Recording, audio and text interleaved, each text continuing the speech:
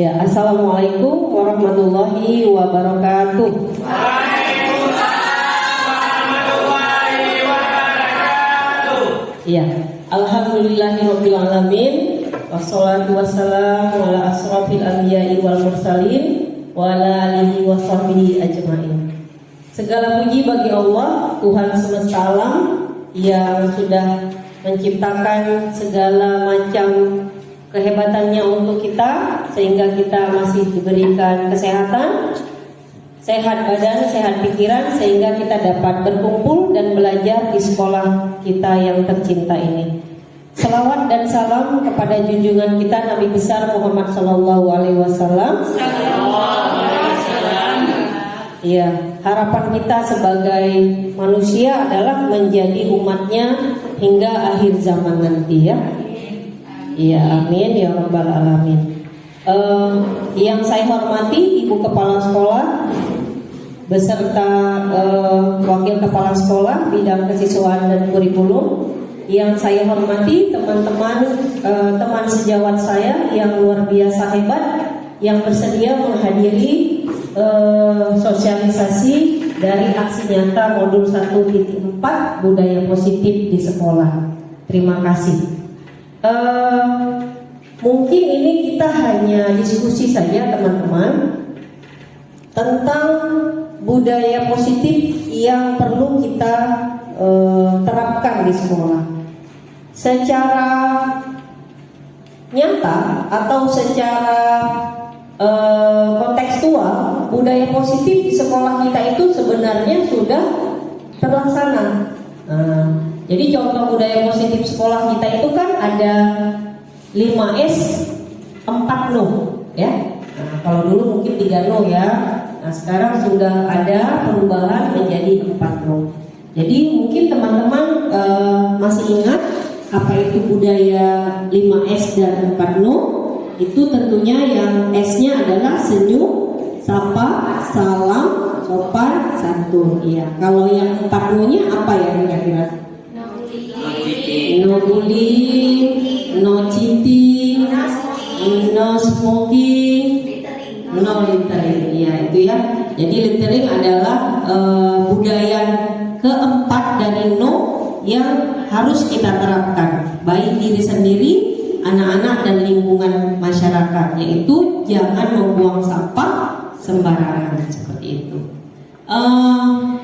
Pada aksi nyata ini mungkin saya ingin membagikan sedikit pengalaman tentang disiplin positif dan nilai-nilai kebajikan universal yang sudah ada sebenarnya di dalam diri kita masing-masing, teman-teman. Seperti tadi saya sampaikan bahwasanya di sekolah kita sudah diterapkan budaya positif, ya, lingkungan pendidikan yang positif. Antara lain kita memfasilitasi sekolah ini dengan ketersediaan tempat sampah yang banyak. Kemudian fasilitas toilet, ya, kamar mandi yang cukup bersih dan tersebar di mana saja yang mudah diakses oleh warga sekolah, seperti itu. Jadi disiplin positif ini berkaitan dengan budaya positif dan berkaitan dengan lingkungan pendidikan yang positif. Intinya kita akan menciptakan segala sesuatu yang positif, ya. Jadi nggak ada zamannya lagi kita menciptakan sesuatu yang negatif, teman-teman. Ya, seandainya pun nanti di kelas ada siswa kita yang memang dia bebal sekali, tidak bisa menerima pelajaran. Nah, jadi aduh kayak mana ini ya, kayaknya nggak tercapai tujuan pembelajaran hari ini. Terus kita merasa pesimis, tidak akan berhasil, maka itulah yang akan terjadi seperti itu. Kalau misalnya dalam diri kita timbul pembantahan, itu kan hanya teori ya. Tapi memang segala sesuatu itu teman-teman harus dimulai dengan hal yang positif. Anak itu pasti bisa. maka percayakan sepenuhnya kepada anak tersebut untuk bisa. Caranya bagaimana? Ya kita sebagai guru mencari strateginya. Kalau dia belajarnya dengan cara audio, maka kita fasilitasi peserta didik kita dengan cara audio. Kalau caranya dengan visual, kita fasilitasi. Kalau secara kinestetik, mungkin itulah dunia anak SD, ya, belajar dengan kinestetik. Nah, itu yang terjadi di kelas saya. Jadi kalau bisa setiap hari, setiap saat itu belajarnya di luar kelas. Entah mereka bosan melihat wajah saya, atau memang entah apa yang terjadi. Intinya mereka itu, kalau dia belajarnya dengan cara audio, maka kita fasilitasi peserta didik kita dengan cara audio. Kalau caranya dengan visual, kita fasilitasi. Kalau secara kinestetik, mungkin itulah dunia anak SD, ya, belajar dengan kinestetik. Nah, itu yang terjadi di kelas saya. Jadi kalau bisa setiap hari, setiap saat itu belajarnya di luar kelas. Entah mereka bosan melihat wajah saya, atau memang entah apa yang terjadi. Intinya mereka itu selalu menginginkan belajar dengan bergerak. Nah, apalagi kalau dibilang, Bu, hari ini ada wawancara, jadi senang sekali. Jadi makanya mungkin di antara kita sering didatangi oleh siswa-siswa dengan anak-anak kita untuk bertanya, padahal sudah dijelaskan. Tapi karena mereka menginginkan hal itu, maka kita fasilitasi. Jadi itulah teman-teman konsep dari belajar yang merdeka. Bukan merdeka dalam hal merdeka segalanya, tapi merdeka dalam hal memberikan kesempatan kepada mereka. Mereka mau belajar seperti apa? Seperti itu, ya. Nah, jadi yang selanjutnya tadi seperti saya katakan, bahwasanya di sekolah kita dan di hati nurani kita, dalam diri kita sebagai manusia, baik kita sebagai guru dan anak-anak, bahkan orang tua mereka, itu punya nilai-nilai kebajikan pasti. Seperti apapun kerasnya, seperti apapun dia berpikir negatif, pasti dalam hatinya ada hal-hal yang positif. Ya, mungkin dalam dunia pekerjaan kita berhadapan dengan anak itu nakal setiap hari, yang memang nggak bisa patuh sama gurunya seperti itu. Tapi jika kita dekati dia dengan cara yang persuasif, mungkin kita akan menemukan kenapa dia seperti itu. Ya, sama halnya pengalaman saya di kelas, itu ada siswa yang rajin sekali merajuk, ya. Nah, seperti itu. Jadi ya tadi saya dan teman pendamping di kelas itu hampir keluar tanduk seperti itu. Kira-kira apa ya yang harus dilakukan lagi seperti itu. Karena cuma dia sendiri, yang lain nggak ada masalah seperti itu. Secara umum, jika dalam satu kelas kita hasil pembelajaran itu 90% berhasil, satu tidak, itu mungkin bisa kita abaikan.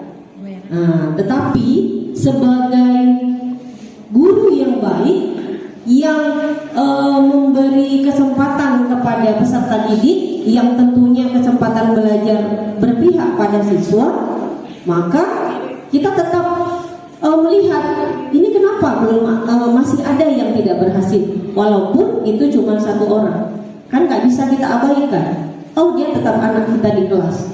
Nah, apa yang saya lakukan? Yang saya lakukan adalah berkomunikasi dengan orang tuanya, dan saya juga berkomunikasi dengan guru sebelum saya waktu di kelas 2. Jadi saya bertanya atau berdiskusi dengan teman-teman semua.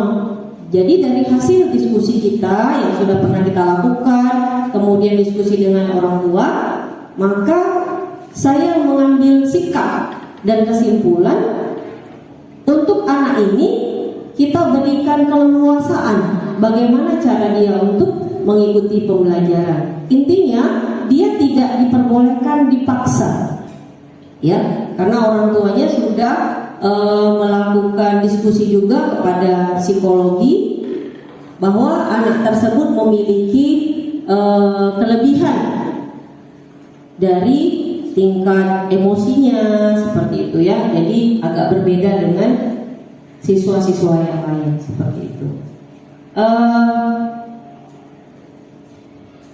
Nah, ini bisa teman-teman lihat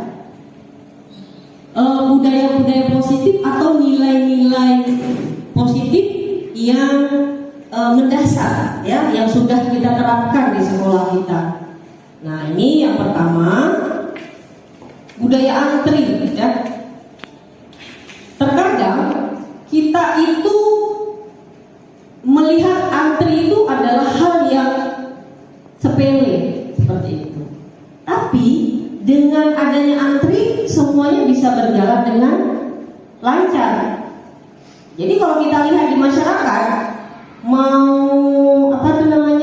mau ngambil sembako seperti itu ya, mengambil dana bantuan dari pemerintah misalnya di kantor pos atau di mana seperti itu.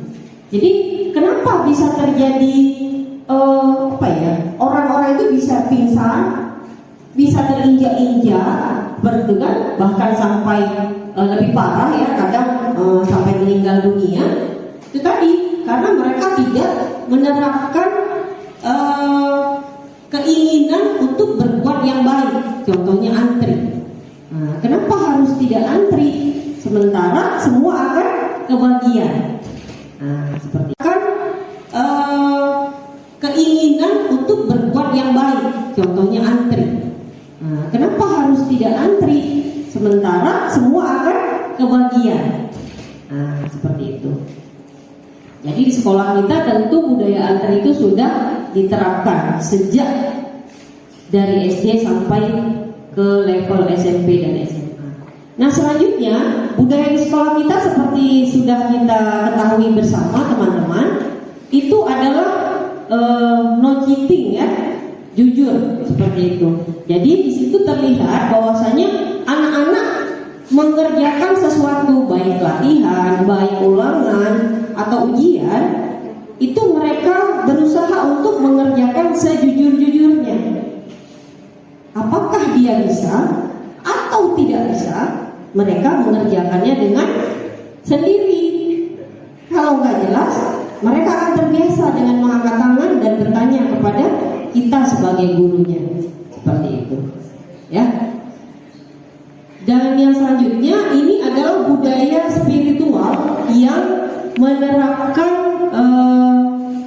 kebiasaan sholat berjamaah, ya. Jadi kita memberikan pemahaman bahwasanya selain sosial, selain pengetahuan, maka sikap yang harus kita terapkan dalam hidup ini adalah budaya ibadah yang baik. Nah, nilai kebajikan yang lain adalah kita itu memberikan kesempatan kepada peserta didik kita untuk memilih dia mau ekskul apa. Ini adalah bagian atau contoh dari pembelajaran yang berpihak kepada murid, teman-teman. Jadi nggak ada paksaan. Misalnya nggak ada orang gurunya mengatakan seperti ini, kamu harus ekskul silat, nggak boleh ekskul yang lain. Nah, enggak. Jadi kalau di sekolah kita itu dibebaskan, ya, mau ekskul apa disilakan seperti itu. Nah, budaya yang lain, disiplin positif yang sudah kita kembangkan adalah kita melakukan sarapan pagi bersama. Mengapa itu kita lakukan? Itu kita lakukan untuk membentuk, ya, rasa toleransi sesama teman. Terkadang dalam sarapan ini kan ada teman-teman yang tidak bawa bekal. Nah, jadi dengan sarapan bersama, maka kita sebagai teman bisa saling berbagi, ya, saling berbagi kue, bekal yang lainnya seperti itu, ya. Walaupun mungkin kalau minum nggak mungkin ya dalam satu tumbler saling bergantian minum. Tapi paling tidak makanan yang berbeda yang Itu mungkin bisa dibagikan seperti itu. Nah, budaya yang lain yang kita terapkan, kita jalankan sejak lama, yaitu membiasakan anak-anak kita untuk menabung, ya, menabung ke bank. Jadi sebelum kita ke bank, itu kan kita sudah menginformasikan untuk setiap hari membawa uang tabungan yang diserahkan kepada wali kelas atau guru kelas, sehingga pada waktunya di akhir bulan akan dibawa ke bank, ya. Dan anak kita juga yang akan menyetorkan ke bank. Jadi dia memahami untuk apa dia melakukan itu. Nah, seperti itu. Selanjutnya, budaya yang baik lagi yang kita terapkan adalah gemar membaca. Jadi program-program reading seperti itu, reading yang dilakukan oleh sekolah kita.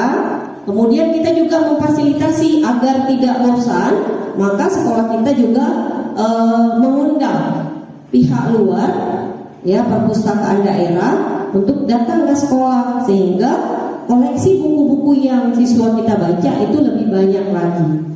Nah, jadi kalau siswanya saja sudah rajin membaca, maka secara otomatis guru-guru di sekolah Sukma Bangsa sudah lebih dulu mencintai membaca, ya kan?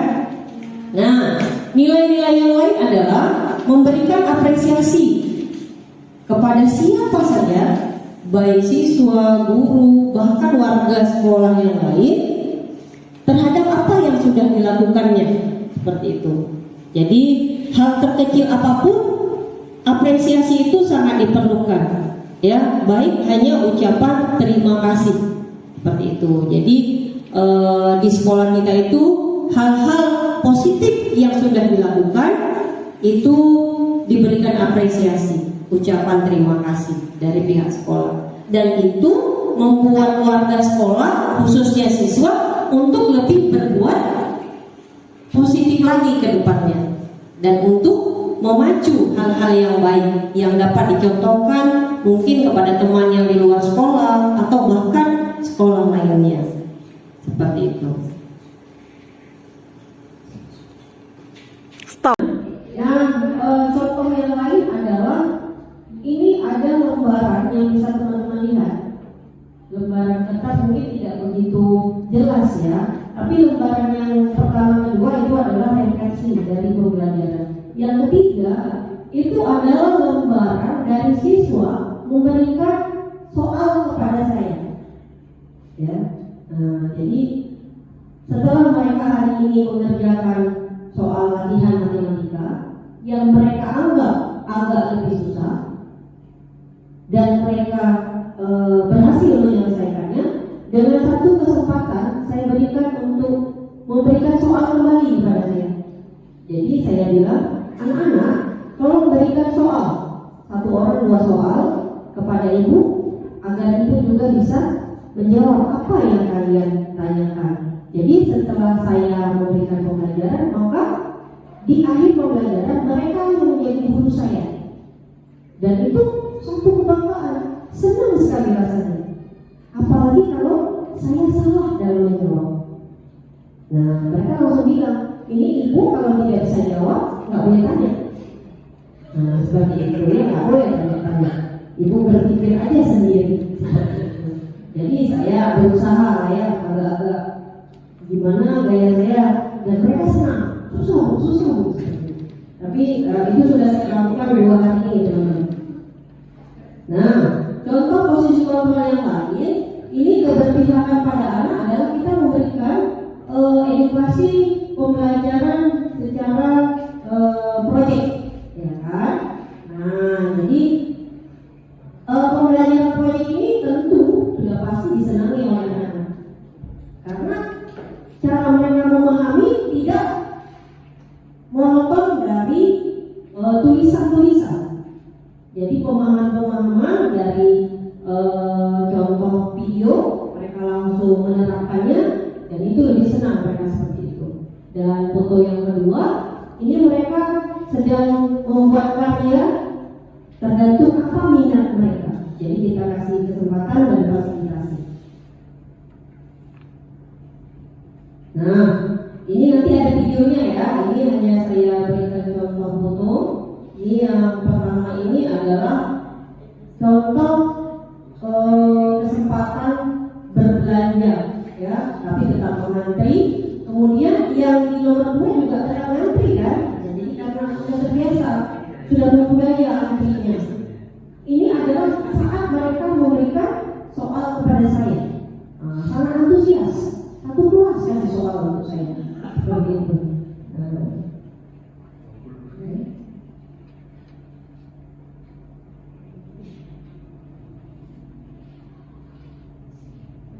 Ya, itu nanti kita tonton bersama-sama.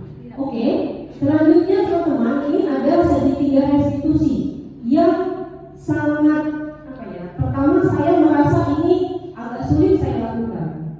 Ya, tapi perlu untuk apa? Untuk merestitusi diri kita dan sekolah kita.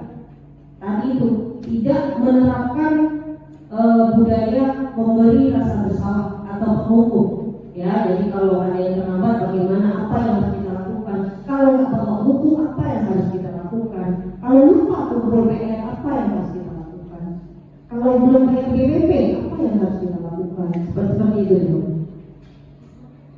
Nah, ini ya contoh penerapan segitiga restitusi ya. Oke.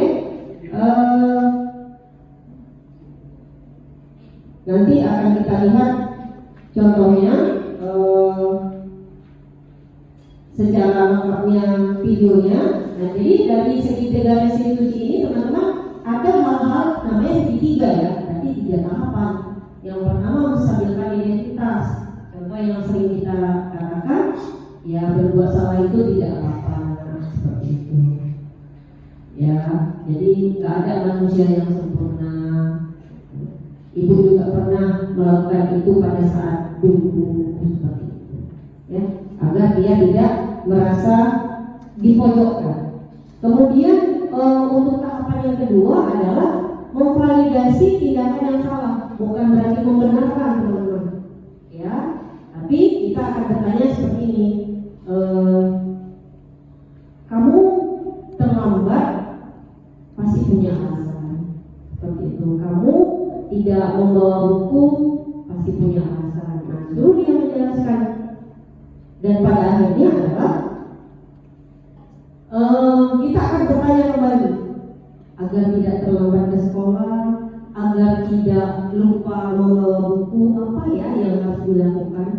Itu bukan solusi dari kita, tapi dari anak kita itu, dari siswa kita. Nah, seperti itu. Jadi masalah siswa, solusi siswa, maka yang akan melakukan itu juga siswa, sehingga dia melakukannya dengan lebih senang dan tidak tertekan. Seperti itu. Oke, mungkin ini secara umum gambaran dari modul 1.4 aksi nyata budaya positif yang bisa saya share. Dan sebentar lagi kita akan melihat contoh nyata dalam bentuk video, teman-teman ya. Nah,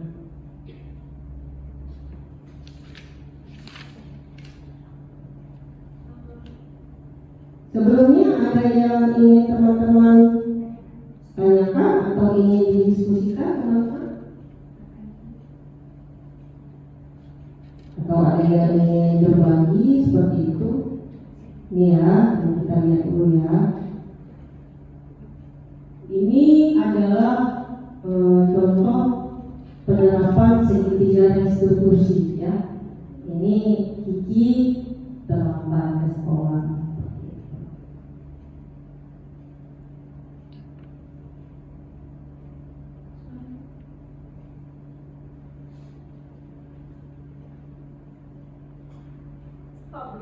Stop. Suaranya ini harus dicoba. Apa Jasmine? Maaf, saya lupa membawa buku PPKN. Oh iya. Mengapa Jasmine bisa lupa, Nak? Iya, Bu.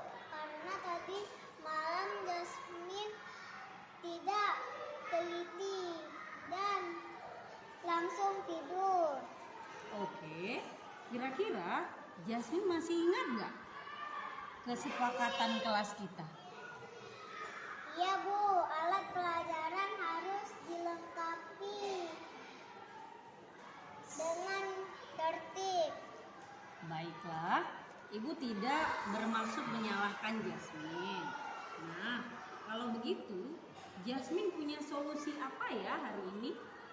Saya akan minta orang tua mendampingi saya susun roster. Setelah itu baru Jasmine tidur. Baik, Ibu percaya dengan Jasmine.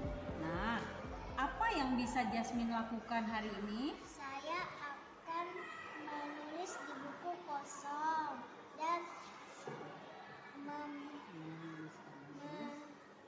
dan memindahkan nanti di rumah. Oke, baiklah kalau begitu, Ibu harap lain kali Jasmine bisa lebih teliti lagi ya. Baik Bu, terima kasih.